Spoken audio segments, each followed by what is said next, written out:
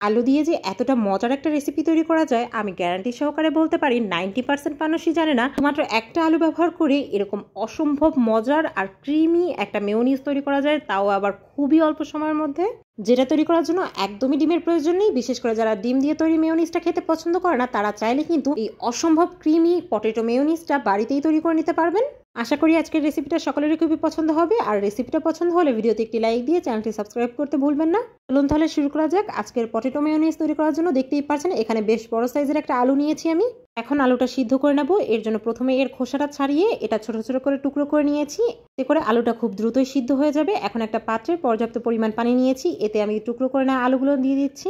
এখন পাত্রটা চুলায় বসিয়ে চুলার জালটা মিডিয়াম আঁচে অন করে দিচ্ছি। এরপর আলুর টুকরোগুলো পুরোপুরি সিদ্ধ হয়ে যাওয়া পর্যন্ত অপেক্ষা করছি।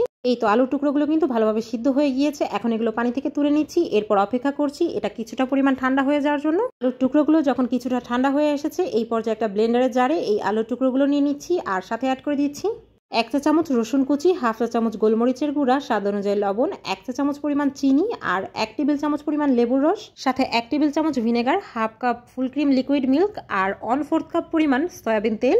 এখন সব উপকরণগুলো একটু ভালোভাবে ব্লেন্ড করে নেব যতক্ষণ না পর্যন্ত একদমই স্মুথ আর ক্রিমি একটা টেক্সচার আসছে।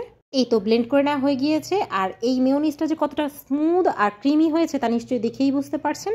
আর এই মেয়োনিজটা কিন্তু খেতেও খুব ভালো হয়। বিশেষ করে বাচ্চারা এই পটেটো মেয়োনিজটা খেতে খুবই পছন্দ করে। এই অসম্ভব মজাদার ক্রিমি মেয়োনিজটা কিন্তু আপনারা যে কোনো ধরনের ফ্রাইড আইটেমের সাথে সার্ভ করতে পারবেন। চাইলে এটা দিয়ে পাস্তাও তৈরি করে নিতে পারবেন খুব সহজে।